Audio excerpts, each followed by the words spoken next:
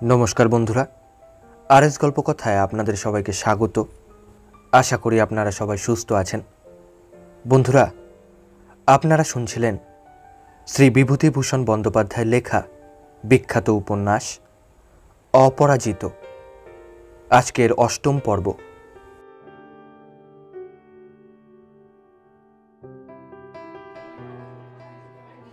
परदिन से कलिकाताय फिरिल।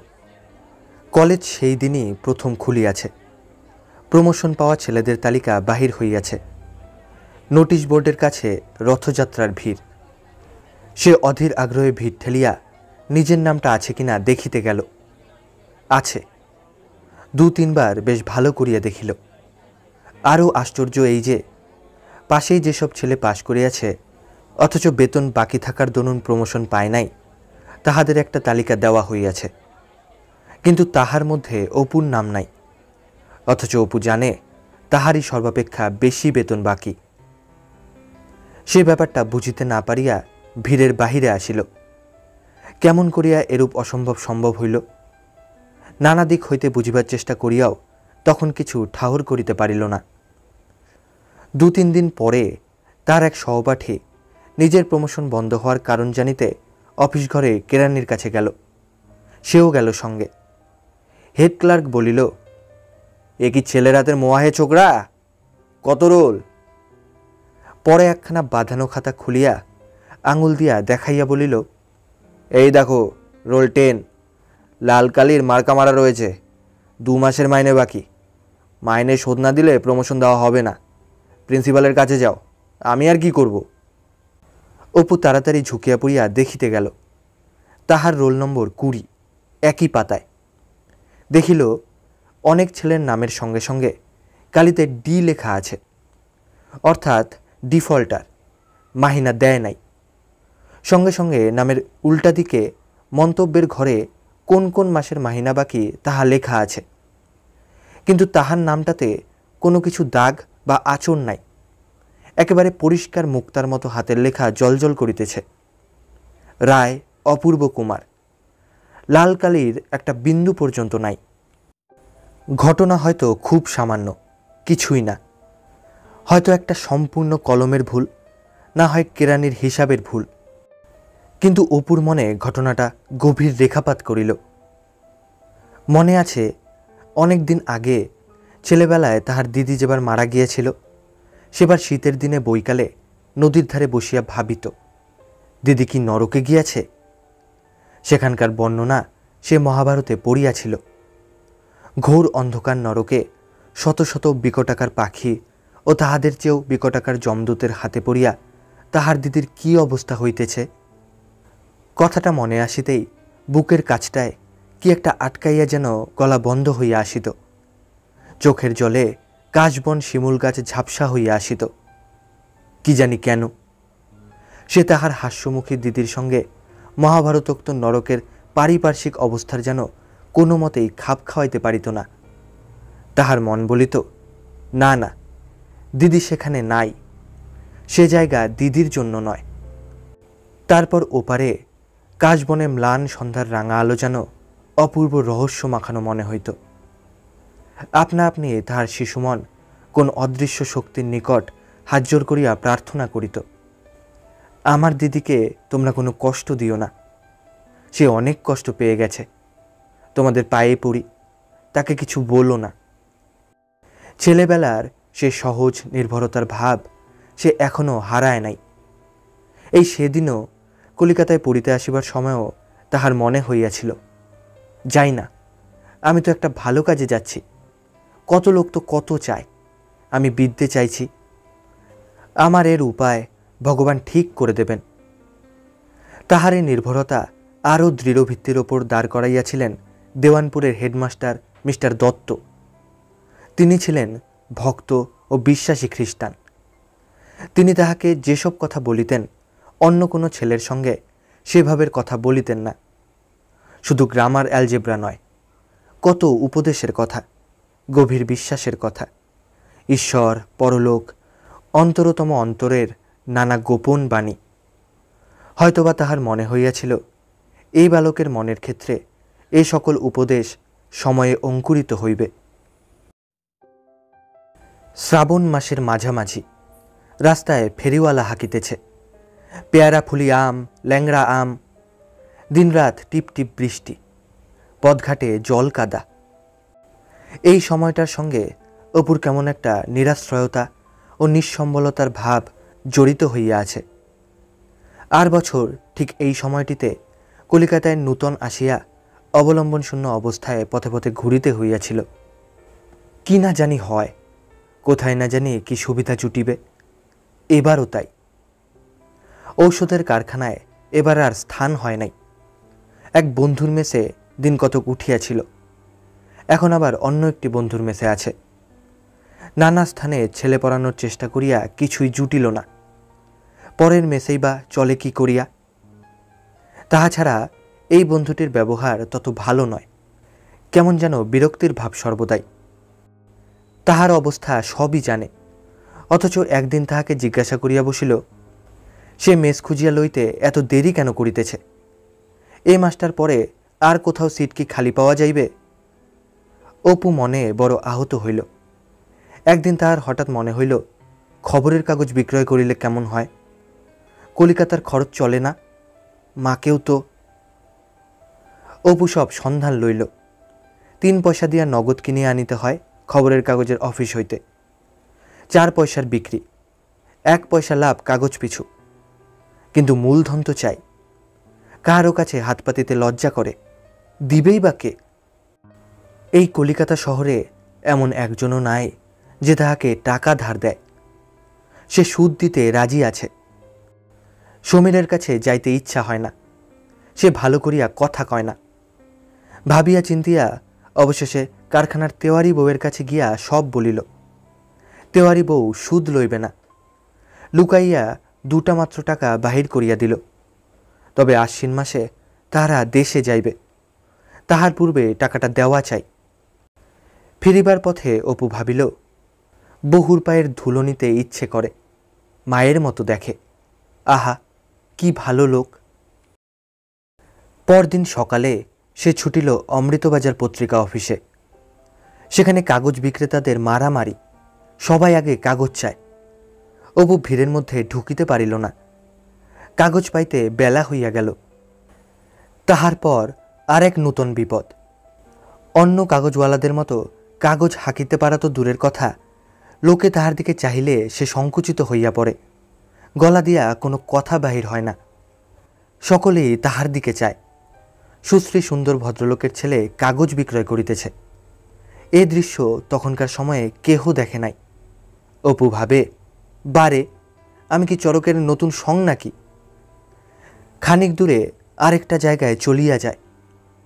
কাহাকেও বিনীতভাবে মুখের দিকে না চাহিয়া বলে, একখানা খবরের কাগজ নেবেন, অমৃতবাজার। কলেজ যাইবার পূর্বে মাত্র 18খানি বিক্রয় হইল। বাকিগুলি এক খবরের কাগজের ফেরিওয়ালা 3 পয়সা দরে কিনিয়া লইল। পরদিন লজ্জাটা অনেকটা কমিল। ট্রামে অনেকগুলি কাগজ কাটিল। বোধহয় বাঙালি ভদ্রলোকের ছেলে বলিয়াই তাহার নিকট হইতে অনেকে কাগজ লইল। মাসের শেষে একদিন কলেজ লাইব্রেরিতে সে বসিয়া আছে। হঠাৎ হলে খুব হইচই উঠিল। গিয়া দেখে কোথাকার একজন ছেলে লাইব্রেরির একখানা বই চুরি করিয়া পালাইতেছিল। ধরা পড়িয়াছে, তাহারই গোলমাল। অপু তাহাকে চিনিল। একদিন আর বছর সে ঠাকুরবাড়িতে খাইতে যাইতেছিল। ওই ছেলেটিও বারাণসী ঘোষ স্ট্রিটের দত্তবাড়ি দরিদ্র ছাত্র হিসাবে খাইতে যাইতেছিল। শীতের রাত্রি, খুব বৃষ্টি আসাতে দুজনে এক গাড়ি বারান্দার নিচে ঝাড়া 2 ঘন্টা দাঁড়াইয়া থাকে। ছেলেটি তখন অনেক দূর হইতে হাঁটিয়া অত দূর খাইতে যায় শুনিয়া অপুর মনে বড় দয়া হয়। সে নাম জানিত, মেট্রোপলিটন কলেজে 3rd ইয়ারের ছেলে, তাহাও জানিত, কিন্তু কোনো কথা প্রকাশ করিল না। কলেজ সুপারিনটেন্ডেন্ট পুলিশের হাতে দিবার ব্যবস্থা করিতেছিলেন। দর্শনের অধ্যাপক বৃদ্ধ প্রসাদ দাস মিত্র মধ্যস্থতা করিয়া ছাড়িয়া দিলেন। অপুর মনে বড় আঘাত লাগিল। সে পিছু পিছু গিয়া অখিল মিস্ত্রি লেনের মোড়ে ছেলেটিকে ধরিল। ছেলেটির নাম হরেন। সে দিশেহারার মতো হাঁটিতেছিল। অপুকে চিনিতে পারিয়া ঝরঝর করিয়া কাঁদিয়া ফেলিল। অত্যন্ত অচল হইয়াছে। ছেঁড়া কাপড়, চারিদিকে দেনা। দত্তবাড়ি আজকাল আর খাইতে দেয় না। বর্ধমান জেলায় দেশ, এখানে কোনো আত্মীয় স্বজন নাই। অপু মির্জাপুর পার্কে একখানা বেঞ্চিতে তাহাকে টানিয়া লইয়া গিয়া বসাইল। ছেলেটার মুখে বসন্তের দাগ, রং কালো, চুল রুক্ষ, গায়ের শার্ট কবজির অনেকটা ওপর পর্যন্ত ছেঁড়া। অপুর চোখে জল আসিতেছিল। বলিল, তোমাকে একটা পরামর্শ দিই, শোনো। খবরের কাগজ বিক্রি করবে? বাদাম ভাজা খাওয়া যাক, এসো। এই বাদাম ভাজা। পূজা পর্যন্ত দুজনের বেশ চলিল। পূজার পরই পুনর্মূষিক। তেওয়ারি বউয়ের দেনা শোধ করিয়া যাহা থাকিল, তাহাতে মাসিক খরচের কিছু অংশ কুলানো হয় বটে, বেশিটাই হয় না। সেকেন্ড ইয়ারের টেস্ট পরীক্ষাও হইয়া গেল। এইবারই গোলমাল। সারা বছরের মাহিনা ও পরীক্ষার ফি দিতে হইবে অল্প দিন পরেই। উপায় কিছুই নাই। সে কাহারও কাছে কিছু চাহিতে পারিবে না। হয়তো পরীক্ষা দেওয়াই হইবে না। সত্যই তো, এত টাকা, এ তো আর ছেলে খেলা নয়। মনমথকে একদিন হাসিয়া সব কথা খুলিয়া বলে। মনমথ শুনিয়া অবাক হইয়া গেল। বলিল, এসব কথা আগে জানাতে হয় আমাকে। মনমথ সত্যই খুব খাটিল। নিজের দেশের বার লাইব্রেরিতে চাঁদা তুলিয়া প্রায় 50 টাকা আনিয়া দিল। কলেজে প্রফেসরদের মধ্যে চাঁদা তুলিয়া ফেলিল। অল্পদিনের মধ্যে অপ্রত্যাশিতভাবে অনেকগুলি টাকা আসিতে দেখিয়া অপু নিজেই আশ্চর্য হইয়া গেল। কিন্তু বাকি বেতন একরূপ শোধ হইলেও তখনও পরীক্ষার ফিয়ের 1 পয়সাও জোগাড় হয় নাই। মনমথ ও বউবাজারের সেই ছেলেটি বিশ্বনাথ দুজনে মিলিয়া ভাইস প্রিন্সিপালকে গিয়া ধরিল। অপূর্বকে কলেজের বাকি বেতন কিছু ছাড়িয়া দিতে হইবে। এদিকে ঔষধের কারখানায় থাকিবার সুবিধার জন্য অপু পুনরায় কারখানার ম্যানেজারের নিকটে গেল। এই মাস তিনেক যদি সেখানে থাকিবার সুবিধা পায়, তবে পরীক্ষার পড়াটা করিতে পারে। ওর তার মেসে সারা বছর অস্থিতপঞ্চকভাবে থাকিয়া তেমন পড়াশোনা হয় নাই। কারখানার আর সকলে অপুকে চিনিত, পছন্দও করিত। তাহারা বলিল, ওহে, তুমি একবার মিস্টার লাহিড়ির কাছে যেতে পারো। ওর কাছে বলাই ভুল। মিস্টার লাহিড়ি কারখানার একজন ডিরেক্টর। তার চিঠি যদি আনতে পারো, ও সুর করে রাজি হবে এখন। ঠিকানা লইয়া অপু ওপরি 3-4 দিন ভবানীপুরে মিস্টার লাহিড়ির বাড়িতে গেল। দেখা পাইল না। বড় লোকের গাড়ি বারান্দার ধারে বেঞ্চের ওপর বসিয়া বসিয়া চলিয়া আসে। দিন কত কাটিল। সেদিন রবিবার। ভাবিল আজ আর দেখা না করিয়া আসিবে না। মিস্টার লাহিড়ি বাড়ি নাই বটে, তবে বেলা 11টার মধ্যে আসিবেন। খানিকক্ষণ বসিয়া আছে, এমন সময় একজন ঝিয়া আসিয়া বলিল, আপনাকে দিদিমণি ডাকছেন। অপু আশ্চর্য হইয়া গেল। কোন দিদিমণি তাহাকে ডাকিবেন এখানে? সে বিস্ময়ের সুরে বলিল, আমাকে? না, আমি তো। জি ভুল করে নাই, তাহাকেই। ডান ধারে একটা বড় কামরা, অনেকগুলা বড় বড় আলমারি, প্রকাণ্ড বনাতমোড়া টেবিল, চামড়ার গদিয়াটা আরাম চেয়ার ও বসিবার চেয়ার। সরু বারান্দা পার হইয়া একটা চক মিলানো ছোট পাথর বাঁধানো উঠান। পাশের ছোট ঘরটায় হাতলহীন চেয়ারে একটি 18-19 বছর বয়সের তরুণী বসিয়া টেবিলে বই কাগজ ছড়াইয়া কি লিখিতেছে। পরনে সাদাসিদে 8 পৌরে লালপাড় শাড়ি, ব্লাউজ ঢিলে খোপা, গলায় সরু চেন, হাতে প্লেন বালা, অপরূপ সুন্দরী। সে ঘরে ঢুকিতেই মেয়েটি হাসি মুখে চেয়ার হইতে উঠিয়া দাঁড়াইল। অপু স্বপ্ন দেখিতেছে না তো? সকালে সে আজ কাহার মুখ দেখিয়া উঠিয়াছে? নিজের চক্ষে যেন বিশ্বাস করিয়াও করা যায় না। আপনা আপনি তাহার মুখ দিয়া বাহির হইল, লীলা। লীলা মৃদু মৃদু হাসি মুখে তাহার দিকে চাহিয়াছিল। বলিল, চিনতে পেরেছেন তো দেখছি। আপনাকে কিন্তু চেনা যায় না। ওহ, কতকাল পর। 8 বছর খুব হবে না? অপু এতক্ষণ পর কথা ফিরিয়া পাইল। সম্মুখের এই অনিন্দ সুন্দরী তরুণী লীলাও বটে, নাও বটে। কেবল হাসির ভঙ্গি ও এক ধরনের হাত রাখিবার ভঙ্গিটা পরিচিত পুরানো। সে বলিল, 8 বছর? হ্যাঁ, তা তো তোমাকেও দেখলে চেনা যায় না। অপু আপনি বলিতে পারিল না, মুখে বাঁধিল। লীলার সম্বোধনে সে মনে আঘাত পাইয়াছিল। লীলা বলিল, আপনাকে 2 দিন দেখেছি। পরশু কলেজে যাবার সময় গাড়িতে উঠছি, দেখি কে একজন গাড়ি বারান্দার ধারে বেঞ্চিতে বসে। দেখে মনে হলো কোথায় দেখেছি যেন। আবার কালও দেখি বসে। আজ সকালে বাইরের ঘরে খবরের কাগজখানা এসেছে কিনা দেখতে জানলা দিয়ে দেখি আজও বসে। তখন হঠাৎ মনে হলো আপনি। তখনই মাকে বলেছি, মা আসছেন। কি করছেন কলকাতায়? রিপনে? বাহ, তাই এতদিন আছেন, একদিন এখানে আসতে নেই? বাল্যের সেই লীলা, একজন অত্যন্ত পরিচিত, অত্যন্ত আপনার লোক যেন দূরে চলিয়া গিয়া পর হইয়া পড়িয়াছে। আপনি বলিবে না তুমি বলিবে, দিশেহারা অপু তাহা ঠাহর করিতে পারিল না। বলিল, কি করে আসব? আমি কি ঠিকানা জানি? লীলা বলিল, ভালো কথা, আজ এখানে হঠাৎ কি করে এসে পড়লেন? অপু লজ্জায় বলিতে পারিল না যে সে এখানে থাকিবার স্থানের সুপারিশ ধরিতে আসিয়াছে। লীলা জিজ্ঞাসা করিল, মা ভালো আছেন? বেশ। আপনার বুঝি 2nd ইয়ার? আমার 1st ইয়ার আর্টস। একটি মহিলা ঘরে ঢুকিলেন। অপু চিনিল, বিস্মিতও হইল। লীলার মা মেজ বৌরানী, কিন্তু বিধবার বেশ।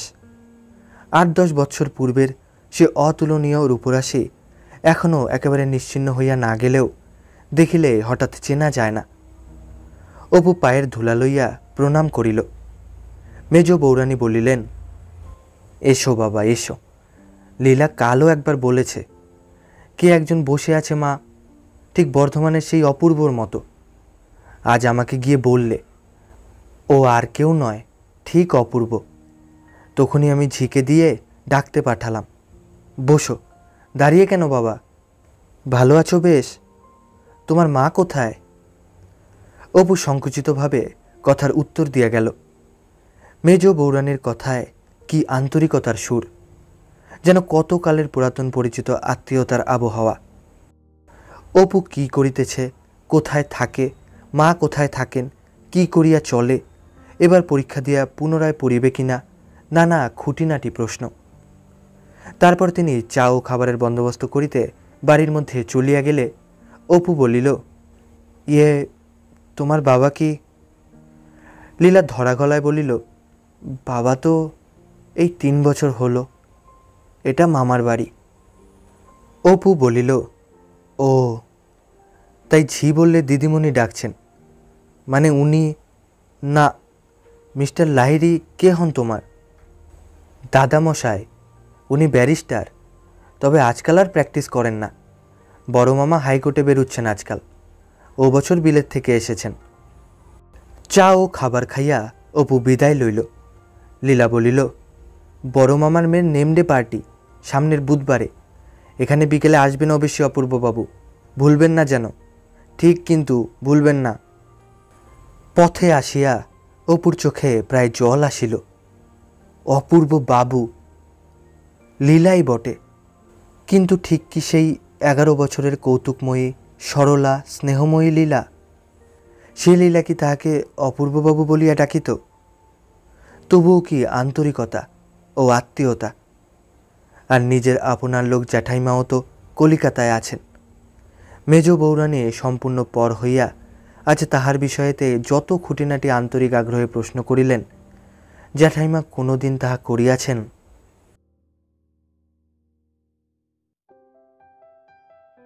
বাসায় ফিরিয়া কেবলই লীলার কথা ভাবিল। তাহার মনের যে স্থান লীলা দখল করিয়া আছে, ঠিক সে স্থানটিতে আর কেহই তো নাই। কিন্তু সে এ লীলা নয়। সে লীলা স্বপ্ন হইয়া কোথায় মিলাইয়া গিয়াছে। আর কি তাহার দেখা মিলিবে কোনো কালে? সে ঠিক বুঝিতে পারিল না। আজকার সাক্ষাতে সে আনন্দিত হইয়াছে কি ব্যথিত হইয়াছে। বুধবারের পার্টির জন্য সে টুইল শার্টটা সাবান দিয়া কাচিয়া লইল। ভাবিল নিজের যাহা আছে তাহাই পড়িয়া যাইবে, চাহিবার চিন্তিবার আবশ্যক নাই। তবুও যেন বড় হীনবেশ হইল। মনে মনে ভাবিল, হাতে যখন পয়সা ছিল তখন লীলার সঙ্গে দেখা হলো না, আর এখন একেবারে এই দশা, এখন কি না? লীলার দাদামশায় মিস্টার লাহিড়ী খুব মিশুক লোক। অপুকে বৈঠকখানায় বসাইয়া খানিকটা গল্পগুজব করিলেন। লীলা আসিল। সে ভারী ব্যস্ত। একবার দু চার কথা বলিয়াই চলিয়া গেল। কোনো পার্টিতে কেহ কখনো তাহাকে নিমন্ত্রণ করে নাই। যখন এক এক করিয়া নিমন্ত্রিত ভদ্রলোক ও মহিলাগণ আসিতে আরম্ভ করিলেন, তখন অপু খুব খুশি হইল। কলিকাতা শহরে এরকম ধনী উচ্চশিক্ষিত পরিবারে মিশিবার সুযোগ এ বুঝি সকলের হয়? মাকে গিয়া গল্প করিবার মতো একটা জিনিস পাইয়াছে এতদিন পরে। মা শুনিয়া কি খুশি যে হইবে। বৈঠকখানায় অনেক সুবেশ যুবকের ভিড়। প্রায় সকলেই বড়লোকের ছেলে। কেহ বা নতুন ব্যারিস্টারি পাশ করিয়া আসিয়াছে, কেহ বা ডাক্তার, বেশিরভাগ বিলাত ফেরত। কি লইয়া অনেকক্ষণ ধরিয়া তর্ক হইতেছিল।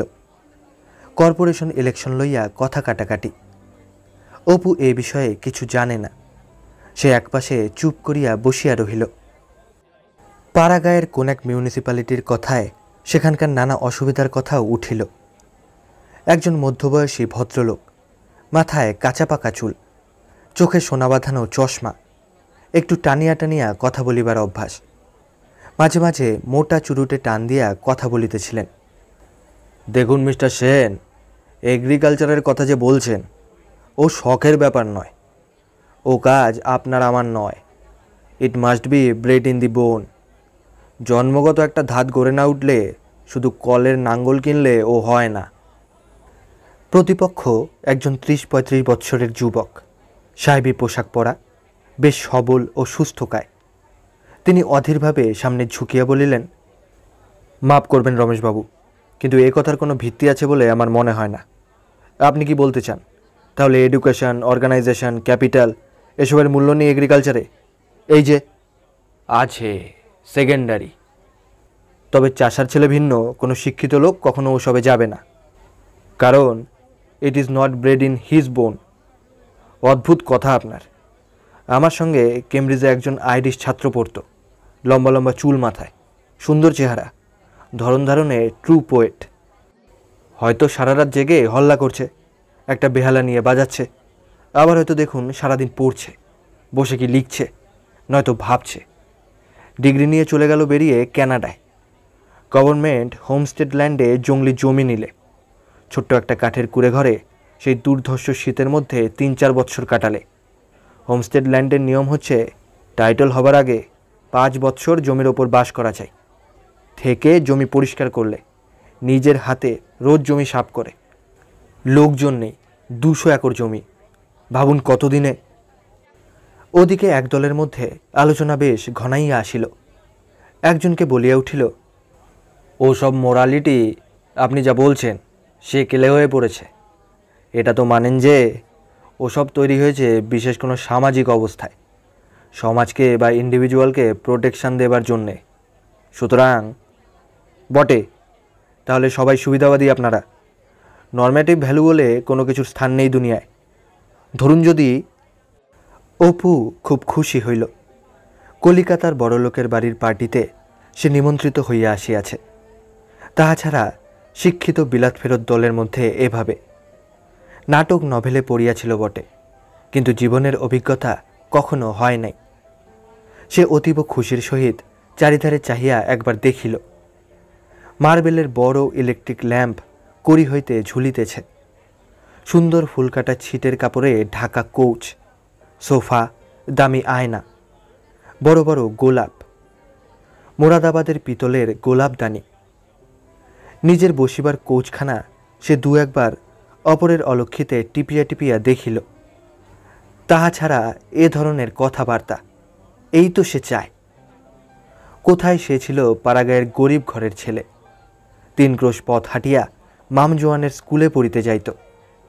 সে এখন কোথায় আসিয়া পড়িয়াছে? এ ধরনের একটা উৎসবের মধ্যে তাহার উপস্থিতি ও 5 জনের একজন হইয়া বসিবার আত্মপ্রসাদে ঘরের তাবৎ উপকরণ ও অনুষ্ঠানকে যেন সে সারা দেহমন দ্বারা উপভোগ করিতেছিল। কৃষিকার্যে উৎসাহী ভদ্রলোকটি অন্য কথা তুলিয়াছেন, কিন্তু অপুর দক্ষিণ ধারের দলটি পূর্ব আলোচনায় চালাইতেছেন এখনও। অপুর মনে হইল সেও এই আলোচনায় যোগদান করিবে, আর হয়তো এ ধরনের সম্ভ্রান্ত সমাজে মিশিবার সুযোগ জীবনে কখনো ঘটিবে না। এই সময় দু এক কথা এখানে বলিলে সেও তো একটা আত্মপ্রসাদ, ভবিষ্যতে ভাবিয়া আনন্দ পাওয়া যাইবে। পাশনে চশমা পরা যুবকটির নাম হীরক সেন, নতুন পাশ করা ব্যারিস্টার, মুখে বেশ বুদ্ধির ছাপ। কি কথায় সে বলিল, ওসব মানি না বিমলবাবু, দেহ একটা ইঞ্জিন, ইঞ্জিনের যতক্ষণ স্টিম থাকে চলে, যেই কলকবজা বিগড়ে যায় সব বন্ধ। অপু অবসর খুঁজিতেছিল। এই সময় তাহার মনে হইল এই বিষয়ে সে কিছু কথা বলিতে পারে। সে দু একবার চেষ্টা করিয়া সাহস সঞ্চয় করিয়া কতকটা আনাড়ি, কতকটা মরিয়ার মতো আরক্ত মুখে বলিল, দেখুন মাপ করবেন, আমি আপনার মতে ঠিক মত দিতে পারি নে। দেহটাকে ইঞ্জিনের সঙ্গে তুলনা করুন, ক্ষতি নেই, কিন্তু যদি বলেন দেহ ছাড়া আর কিছু নেই। ঘরের সকলেই তাহার দিকে যে কতকটা বিস্ময়ে, কতকটা কৌতুকের সহিত চাইতেছে সেটুকু সে বুঝিতে পারিল। তাহাতে সে আরও অভিভূত হইয়া পড়িল। সঙ্গে সঙ্গে সেটুকু চাপিবার চেষ্টায় আরও মরিয়া হইয়া উঠিল। একজন বাধা দিয়া বলিল, মশাই কি করেন জানতে পারি কি? আমি এবার আইয়ে দেব। পাশনে চশমা পরা যে যুবকটি ইঞ্জিনের কথা তুলিয়াছিল সে বলিল, ইউনিভার্সিটির আরও 2 ক্লাস পড়ে এ তর্কগুলো করলে ভালো হয় না? সে এমন অতিরিক্ত শান্তভাবে কথাগুলি বলিল যে ঘর শুদ্ধ লোক হো হো করিয়া হাসিয়া উঠিল। অপুর মুখ দারিমের মতো লাল হইয়া উঠিল। যদি সে পূর্ব হইতেই ধারণা করিয়া না লইত যে সে এই সভায় ক্ষুদ্রাদপি ক্ষুদ্র এবং উহারা দয়া করিয়া তাহার এখানে উপস্থিতি সহ্য করিতেছে, তাহা হইলে এমন উগ্র ও অভদ্রভাবের প্রত্যুত্তরে হয়তো তাহার রাগ হইত। কিন্তু সে তো কোনো কিছুতেই এদের সমকক্ষ নয়। রাগ করিবার মতো ভরসা সে নিজের মধ্যে খুঁজিয়া পাইল না। তার অত্যন্ত লজ্জা হইল এবং সঙ্গে সঙ্গে সেটা ঢাকিবার জন্য সে আরও মরিয়ার সুরে বলিল, ইউনিভার্সিটি ক্লাসে না পড়লে যে কিছু জানা যায় না একথা আমি বিশ্বাস করি না। আমি একথা বলতে পারি, কোনো 4th ইয়ারের ছাত্র যে কোনো কলেজের হিস্ট্রিতে কি ইংলিশ পোয়েট্রিতে কিংবা জেনারেল নলেজে পারবে না আমার সঙ্গে। নিতান্ত অপটু ধরনের কথা। সকলে আরও এক দফা হাসিয়া উঠিল। তারপর তাহারা নিজেদের মধ্যে অন্য কথাবার্তায় প্রবৃত্ত হইল। অপু আধ ঘণ্টা থাকিলেও তাহার অস্তিত্বই যেন সকলে ভুলিয়া গেল। উঠিবার সময় তাহারা নিজেদের মধ্যে করমর্দন ও পরস্পরের নিকট বিদায় গ্রহণ করিল। তাহার দিকে কেহ ফিরিয়াও চাহিল না। যেভাবে সকলে তাহাকে উড়াইয়া দিল বা মানুষের মধ্যে গণ্য করিল না, তাহাতে সত্যই অপু অপমান ও লজ্জায় অভিভূত হইয়া পড়িল। তাহার পাশ কাটাইয়া সকলে চলিয়া গেল। কেহ একটা প্রশ্ন জিজ্ঞাসা করিল না। তাহার সম্বন্ধে কেহ কোনো কৌতূহলও দেখাইল না। অপু মনে মনে ভাবিল, বেশ, না বলুক কথা, আমি কি জানি না জানি, তার খবর ওরা কি জানে? সে জানত অনিল। সে চলিয়া যাইতেছে, এমন সময় লীলা আসিয়া তাহাকে নিজে বাড়ির মধ্যে লইয়া গেল। বলিল, মা, অপূর্ববাবু না খেয়েই চুপি চুপি পালাচ্ছিলেন। লীলা বৈঠকখানার ব্যাপারটা না জানিতে পারে। একটি ছোট 8-9 বৎসরের ছেলেকে দেখাইয়া বলিল, একে চেনেন অপূর্ববাবু? এ সেই খোকামণি, আমার ছোট ভাই। এর অন্নপ্রাশনে আপনাকে একবার আসতে বলেছিলুম, মনে নেই? লীলার কয়েকটি সহপাঠিনী সেখানে উপস্থিত। সে সকলকে বলিল, তোমরা জানো না, অপূর্ববাবুর গলা খুব ভালো, তবে গান গাইবেন কি না জানি নে, মানে বেজায় লাজুক। আমি ছেলেবেলা থেকে দেখে আসছি। একটা অনুরোধ রাখবেন অপূর্ববাবু? অপু অনেকের অনুরোধ উপরোধে অবশেষে বলিল, আমি বাজাতে জানি নে, কেউ যদি বরং বাজান। খাওয়াটা ভালোই হইল। তবুও রাত্রে বাসায় ফিরিতে ফিরিতে তাহার মনে হইতেছিল আর কখনো এখানে সে আসিবে না। বড় লোকের সঙ্গে তাহার কিসের খাতির, দরকার কি আসিবার? একটা দারুণ অতৃপ্তি।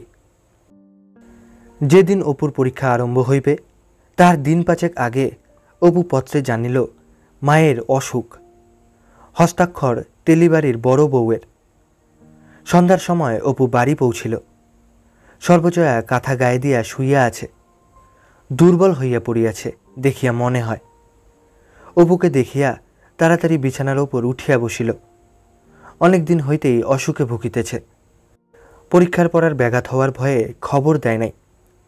সেদিন তেলিবউ জোর করিয়া নিজে পত্র দিয়াছে। এমন যে কিছু শয্যাগত অবস্থা তাহা নয়, খায় দায় কাজকর্ম করে, আবার অসুখও হয়। সন্ধ্যা হইলেই শয্যা আশ্রয় করে, আবার সকালে উঠিয়া গৃহকর্ম শুরু করে। চিরদিনের গৃহিণীপনা এই অসুস্থ শরীরেও তাহাকে ত্যাগ করে নাই। অপু বলিল, উঠো না বিছানা থেকে মা, শুয়ে থাকো, দেখি গা। তুই আয়, বস। ও কিছু না, একটু জ্বর হয়, খাই দাই, ও এমন সময় হয়েই থাকে। বৈশাখ মাসের দিকে সেরে যাবে। তুই যে মেয়েকে পড়াস সে ভালো আছে তো? সর্বজয়ার রোগশীর্ণ মুখের হাসিতে অপুর চোখে জল আসিল। সে পুটুলি খুলিয়া গোটা কত কমলা লেবু, বেদানা, আপেল বাহির করিয়া দেখাইল। জিনিসপত্র সস্তায় কিনিতে পারিলে সর্বজয়া ভারী খুশি হয়। অপু জানে মাকে আমোদ দিবার এটা একটা প্রকৃষ্ট পন্থা। কমলা লেবুগুলা দেখাইয়া বলে, কত সস্তায় কলকাতায় জিনিসপত্র পাওয়া যায় দেখো, লেবুগুলো 10 পয়সা। প্রকৃতপক্ষে লেবু কটির দাম 6 আনা। সর্বজয়া আগ্রহের সহিত বলিল, দেখি। ও মা, এখানে যে ওগুলোর দাম 12 আনার কম নয়, এখানে সব ডাকাত। 4 পয়সার একতারা পান দেখাইয়া বলিল, বৈঠকখানা বাজার থেকে 2 পয়সায়, দেখো মা। সর্বজয়া ভাবে এবার ছেলের সংসারী হইবার দিকে মন গিয়াছে, হিসাব করিয়া সে চলিতে শিখিয়াছে। অপু ইচ্ছা করিয়াই লীলার সঙ্গে সাক্ষাতের কথাটা উঠায় না। ভাবে মা মনে মনে দুরাশা পোষণ করে, হয়তো এখনই বলিয়া বসিবে, লীলার সঙ্গে তোর বিয়ে হয় না, দরকার কি? অসুস্থ মায়ের মনে সেসব দুরাশার ঢেউ তুলিয়া। এমন সব কথা কখনো অপু মায়ের সামনে বলে না, যাহা কিনা মা বুঝিবে না। জগৎ সংসারটাকে মায়ের সীমাবদ্ধ জ্ঞানের উপযোগী করিয়াই সে মায়ের সম্মুখে উপস্থিত করে। দিন তিনেক সে বাড়ি রহিল। রোজ দুপুরে জানালার ধারে বিছানাটিতে সর্বজয়া শুইয়া থাকে। পাশে সে বসিয়া নানা গল্প করে। ক্রমে বেলা যায়। রোদ প্রথমে ওঠে রান্নাঘরের চালায়, পরে বেড়ার ধারের পলতে মাদার গাছটার মাথায়, ক্রমে বাঁশঝাড়ের ডগায়। ছায়া পড়িয়া যায়। বৈকালের ঘন ছায়ায় অপুর মনে আবার একটা বিপুল নির্জনতা ও সঙ্গহীনতার ভাব আনে, গত গ্রীষ্মের ছুটির দিনের মতো। সর্বজয়া হাসিয়া বলে, 5টা হলে এবার তোর বিয়ে ঠিক করেছি এক জায়গায়। মেয়ের দিদিমা এসেছিল এখানে, বেশ লোক। ঘরের কোণে একটা তাকে সংসারের জিনিসপত্র সর্বজয়া রাখিয়া দেয়। একটা হাঁড়িতে আমসত্ত্ব, একটা পাত্রে আচার। অপু চিরকালের অভ্যাস অনুসারে মাঝে মাঝে ভার হাঁড়ি খুঁজিয়া পাতিয়া মাকে লুকাইয়া এটা ওটা চুরি করিয়া খায়। এই কয়দিনও খাইয়াছে। সর্বজয়া বিছানায় চোখ বুজিয়া শুইয়া থাকে, টের পায় না। সেদিন দুপুরে অপু জানালাটার কাছে দাঁড়াইয়া আছে, গায়ে মায়ের গামছাখানা। হঠাৎ সর্বজয়া চোখ চাহিয়া বলিল, আমার গামছাখানা আবার পিসছ কেন? ওখানে তিলে বড়ি দেব বলে রেখে দিয়েছি, কুন্ডুদের বাড়ির গামছা ওখানা, ভারী টনকো। আর সরে সরে তাকটার ঘাড়ে যাচ্ছ কেন? ছুসনে তাক, তুমি এমন দুষ্টু হয়েছ, বাসি কাপড়ে ছুঁয়েছিলে তাকটা? কথাটা অপুর বুকে কেমন বিঁধিল। মা সেরে উঠে তিলে বড়ি দেবে, তাহা দিয়েছে। মা আর উঠছে না। হঠাৎ তাহার মনে হইল, এই সেদিনও তো সে তাক হইতে আমসত্ত্ব চুরি করিয়াছে। মা, অসহায় মা বিছানায় জ্বরের ঘরে পড়িয়াছিল। 21 বৎসর ধরিয়া মায়ের যে শাসন চলিয়াছিল, আজ তাহা শিথিল হইয়া পড়িতেছে, দুর্বল হইয়া পড়িতেছে। নিজের অধিকার আর বোধহয় প্রতিষ্ঠিত করিতে পারিবে না কখনো। অপু 4র্থ দিন সকালে চলিয়া গেল। কালই পরীক্ষা। চুকিয়া গেলেই আবার আসিবে। শেষ রাত্রে ঘুম ভাঙিয়া শোনে সর্বজয়া রান্নাঘরে ইতিমধ্যে কখন ঘুম হইতে উঠিয়া চলিয়া গিয়াছে। ছেলের সঙ্গে গরম পরোটা দেওয়া যাইবে। সর্বজয়ার এরকম কোনো দিন হয় নাই। অপু চলিয়া যাওয়ার দিনটা হইতে বৈকালে তাহার এত মন হুহু করিতে লাগিল, যেন কেহ কোথাও নাই। একটা অসহায় ভাব, মনের উদাস অবস্থা। কত কথা, সারা জীবনের কত ঘটনা, কত আনন্দ ও অশ্রুজলের ইতিহাস একে একে মনে আসিয়া উদয় হয়। গত 1 মাস ধরিয়া এসব কথা মনে হইতেছে, নির্জনে বসিলেই বিশেষ করিয়া। ছেলেবেলায় বুধি বলিয়া গাই ছিল বাড়িতে, বাল্যসঙ্গিনী হিমিদি। দুজনে একসঙ্গে দো পেটে গাঁদাগাছ পুঁতিয়া জল দিত। একদিন হিমিদি ও সে বন্যার জলে মাঠে ঘরা বুকে সাঁতার কাটিতে গিয়া ডুবিয়া গিয়াছিল আর একটু হলেই সেদিন। বিবাহ। মনে আছে সেদিন দুপুরে খুব বৃষ্টি হইয়াছিল। তাহার ছোট ভাই তখন বাঁচিয়া, লুকাইয়া তাহাকে নাড়ু দিয়া গিয়াছিল হাতের মুঠায়। ছোট্ট ছেলেবেলার অপু, কাচের পুতুলের মতো রূপ। প্রথম স্পষ্ট কথা শিখিল, কি জানি কি করিয়া শিখিল, ভিজে। একদিন অপুকে কদমা হাতে বসাইয়া রাখিয়াছিল। কেমন খেলি ও খোকা? অপু দন্তহীন মুখে কদমা চিবাইতে চিবাইতে ফুলের মতো মুখটি তুলিয়া মায়ের দিকে চাহিয়া বলিল, ভিজে। হি হি। ভাবিলে এখনো সর্বজয়ার হাসি পায়।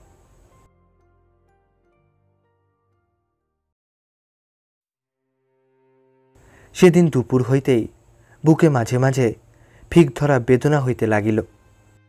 তেলি বউ আসিয়া তেল গরম করিয়া দিয়া গেল। 2-3 বার দেখিয়াও গেল। সন্ধ্যার পর কেহ কোথাও নাই, একা নির্জন বাড়ি। জ্বরও আসিল। রাত্রে খুব পরিষ্কার আকাশে ত্রয়োদশীর প্রকাণ্ড বড় চাঁদ উঠিয়াছে। জীবনে এই প্রথম সর্বজয়ার একা থাকিতে ভয় ভয় করিতে লাগিল। খানিক রাত্রে একবার যেন মনে হইল সে জলের তলায় পড়িয়া আছে। নাকে মুখে জল ঢুকিয়া নিঃশ্বাস একেবারে বন্ধ হইয়া আসিতেছে, একেবারে বন্ধ।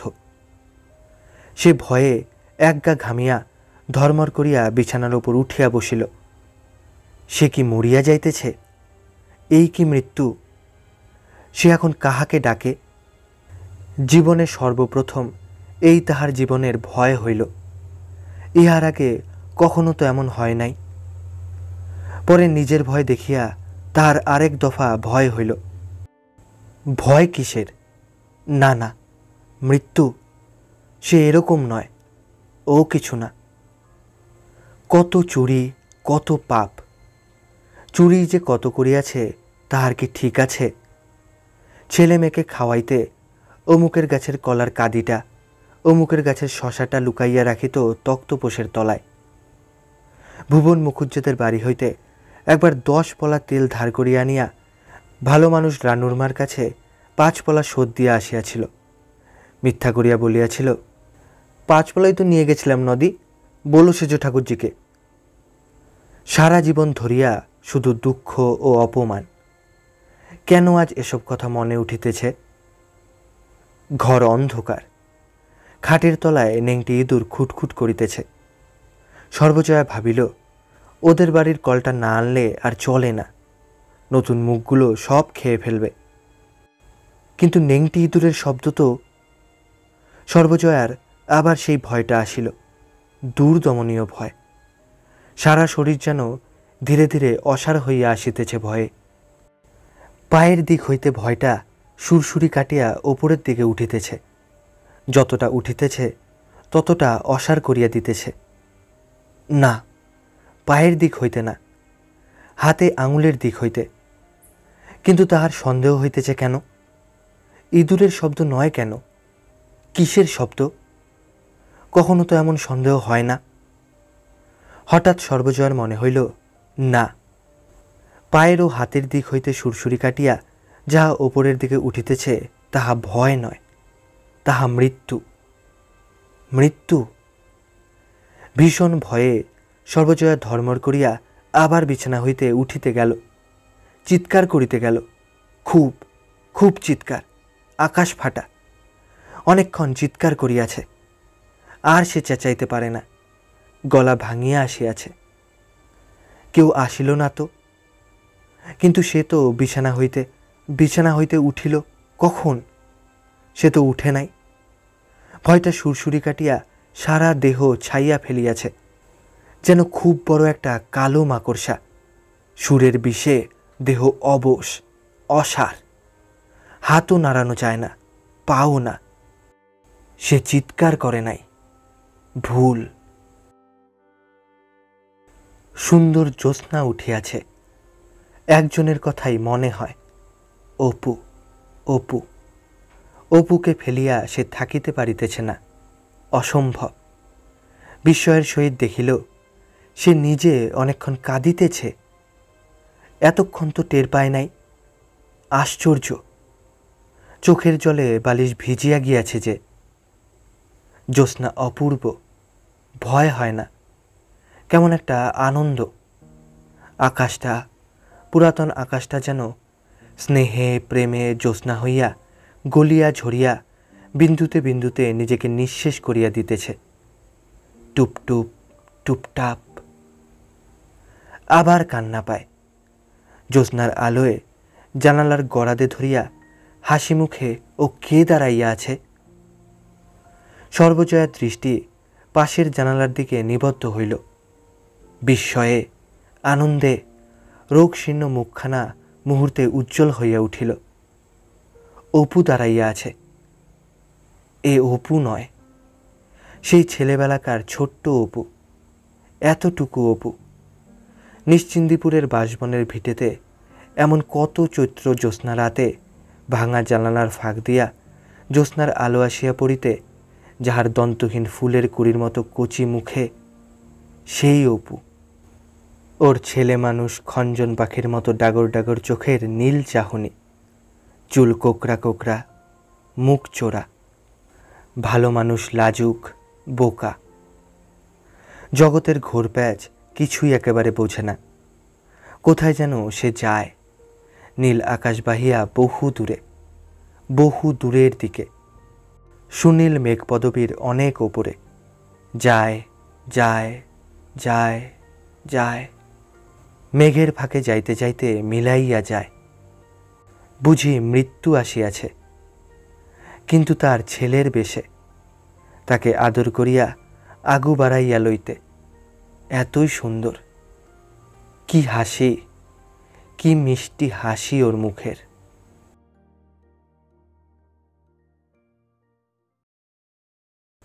পরদিন সকালে তেলিবাড়ির বড় বউ আসিল। দরজায় রাত্রে খিল দেওয়া হয় নাই, খোলাই আছে। বড় বউ আপন মনে বলিল, রাত্রে দেখছি মা ঠাকুরনের অসুখ খুব বেড়েছে, খিলটাও দিতে পারেননি। বিছানার ওপর সর্বজয়া যেন ঘুমাইতেছেন। তেলি বউ একবার ভাবিল ডাকিবে না, কিন্তু পথ্যের কথা জিজ্ঞাসা করিবার জন্য ডাকিয়া উঠাইতে গেল। সর্বজয়া কোনো সাড়া দিল না, নড়িলও না। বড় বউ আরও দু একবার ডাকাডাকি করিল। পরে হঠাৎ কি ভাবিয়া নিকটে আসিয়া ভালো করিয়া দেখিল। পরক্ষণেই সে সব বুঝিল।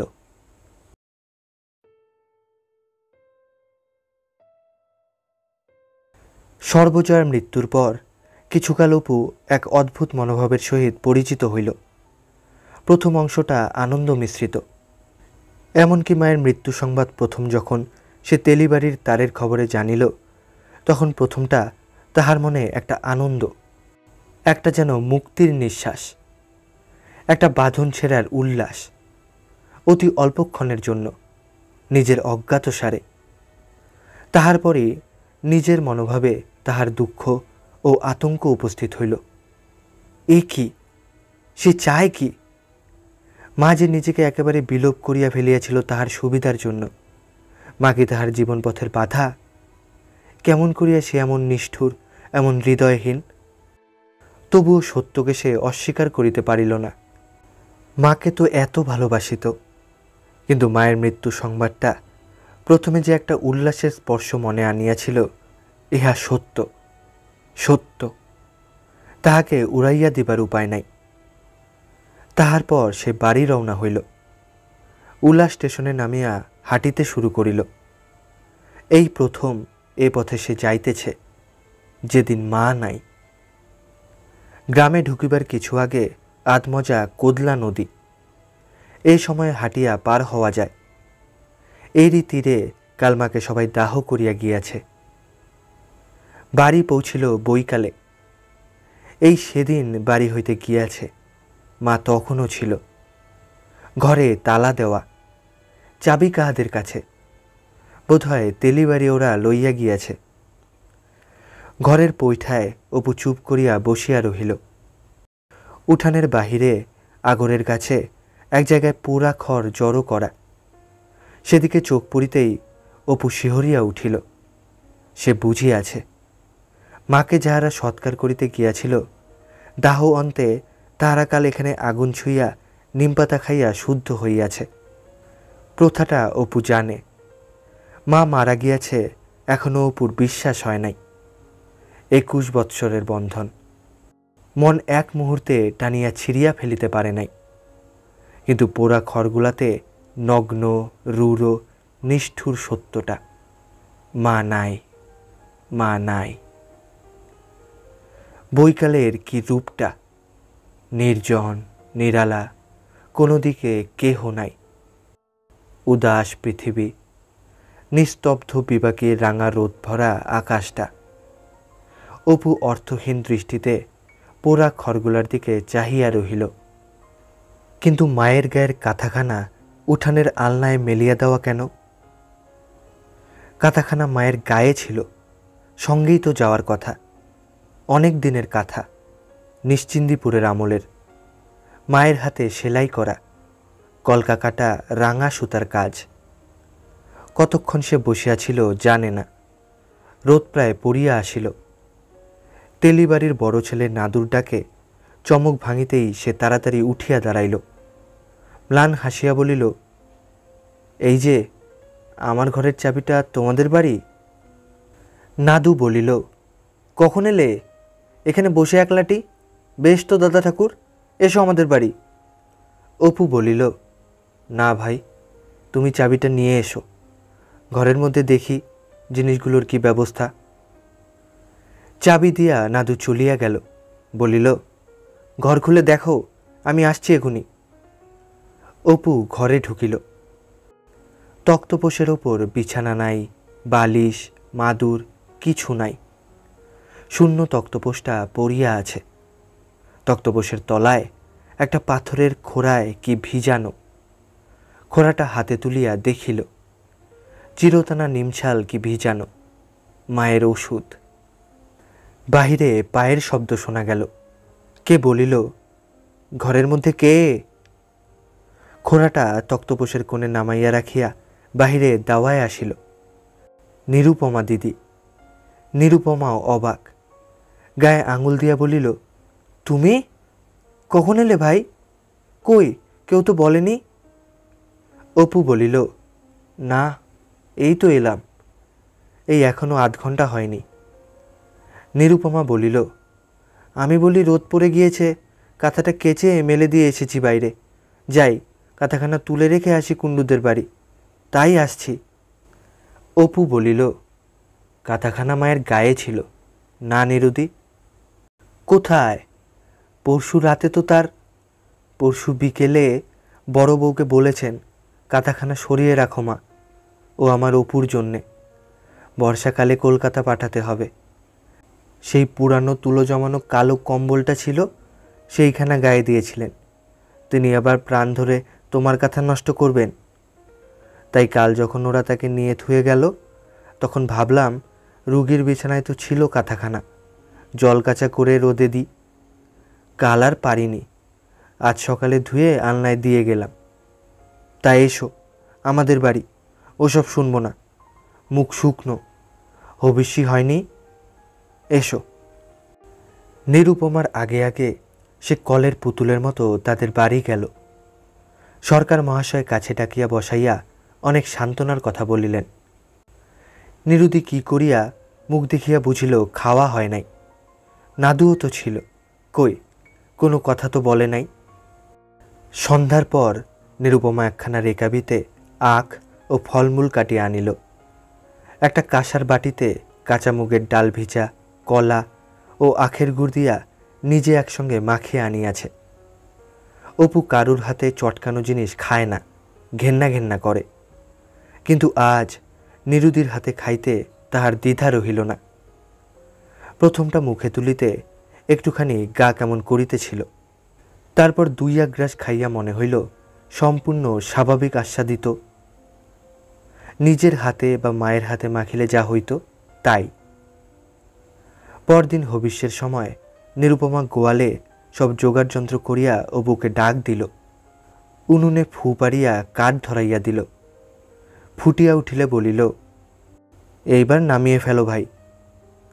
অপু বলিল, আরেকটু না নিরুদি? নিরুপমা বলিল, নামাও দেখি, ও হয়ে গিয়েছে, ডালবাটাটা জুড়োতে দাও। সব মিটিয়া গেলে সে কলিকাতায় ফিরিবার উদ্যোগ করিল।